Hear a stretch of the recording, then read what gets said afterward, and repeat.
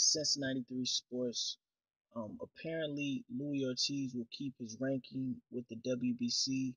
As you all know, in the lead up to the Deontay Wilder fight, he tested positive for some masking agents, and he was pulled from the bout by the WBC.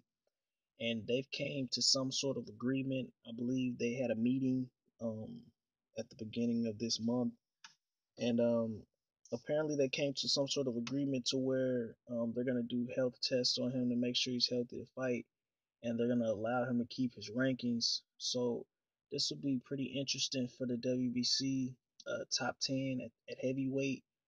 We got Dillian White, Dominic Brazil, and Louis Ortiz.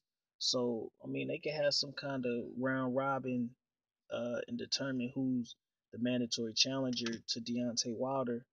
And I would really like to see the Louis Ortiz fight next because I think that's a real credible name for Deontay Wilder to get on his resume, you know.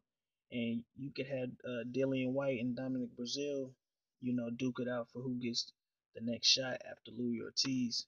Um, at the end of the day, this is a good thing. The WBA will still uh, keep their ruling to where he's out of the WBA rankings until September of next year. I sort of think it's unfair. The WBA is trying to justify the ruling by saying that when he failed for steroids back in 2014, he was their interim champion. So I guess they're trying to say this is a second strike on him. But we know they've shown exceptions for other fighters, and it just shows you the kind of influence that Eddie Hearn and Matchroom Boxing has on the WBA.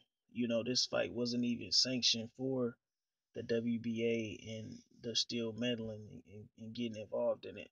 So they had some kind of prior motives from the beginning. That's just my thoughts. Make sure y'all like, comment, subscribe, and hit that bell icon to be notified when all my latest content drops. And I'm out.